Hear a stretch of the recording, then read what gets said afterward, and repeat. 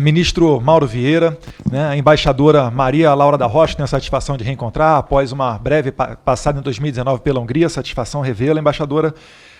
O meu questionamento se inicia aqui para a composição da Corte Interamericana de Direitos Humanos.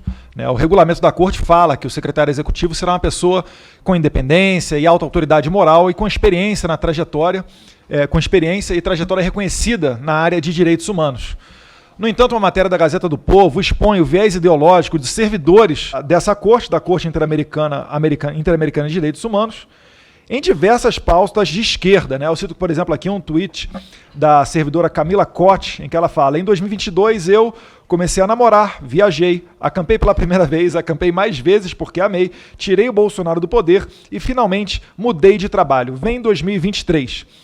Esse aqui é um perfil de uma funcionária brasileira dentro da corte.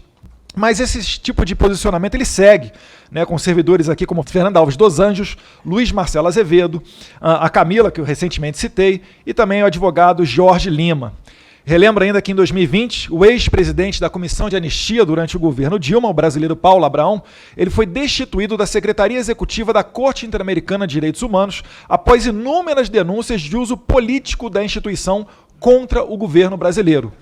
E finaliza essa primeira questão citando ainda o financiamento da Corte Interamericana de Direitos Humanos, que é feito aos milhões por ONGs de viés esquerdista, como a Ford Foundation, a Open Society, que financiam a pauta do aborto pelo mundo, incentivam a ideologia de gênero, o desarmamento, dentre outras pautas que jamais andam aqui dentro do Congresso brasileiro, fazendo ter a ideia de que esses organismos internacionais servem para bypassar a democracia nacional e aprovar essas agendas que nunca foram o desejo dos brasileiros. Então, minha primeira pergunta ao excelentíssimo embaixador, atual ministro das Relações Exteriores, é se esse tipo de perfil, prezado ministro, se será dado continuidade ou estímulo por parte do Itamaraty para que estes posicionamentos sigam ocorrendo não só nas redes sociais, mas dentro desses órgãos internacionais, visto que eles devem prezar pela imparcialidade e zelar pelos direitos humanos.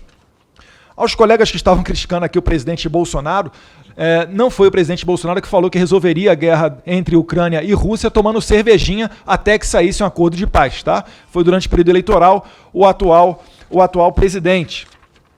Ressalto aqui, falando agora um pouquinho sobre democracia, assunto da moda, e tão debatido, não só na imprensa, nas redes sociais, mas aqui no Congresso, de que em janeiro o governo federal retomou as relações bilaterais com a Venezuela, reabrindo a sua embaixada em Caracas e aceitando o embaixador do regime, notoriamente uma narcoditadura, aqui no Brasil.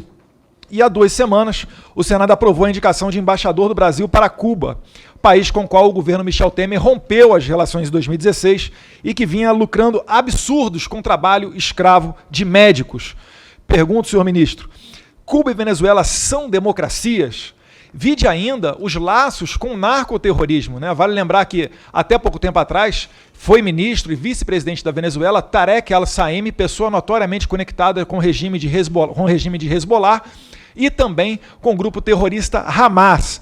Relembrando aqui a rota do narcoterror entre Caracas, Damasco e Teherã, denunciada no livro do excelentíssimo jornalista Leonardo Coutinho, Hugo Chávez, o Espectro, de que essa rota financiava não só com cocaína esses países, como há uma suspeita muito forte de que um avião caiu em 2009 contendo 10 toneladas de cocaína no deserto do Mali, o que teria financiado grupos como a Al-Qaeda e os seus derivados.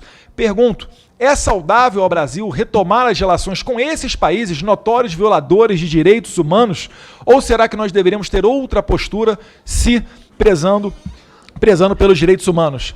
E na sequência, na mesma esteira, cito aqui ainda a Nicarágua, que fechou igrejas e expulsou missionários, freiras, aquele tipo de pessoa que é incapaz de fazer mal a um mosquito, estão sendo expulsas as dezenas da Nicarágua.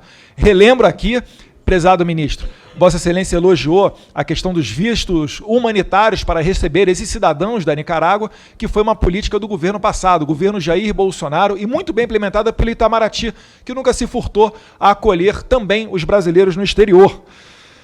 Além de prender os opositores aos milhares. Eu relembro aqui que o PT parabenizou a reeleição se é que pode se chamar de reeleição, né, de Daniel Ortega, após ele prender 7 opositores candidatos à presidência da República.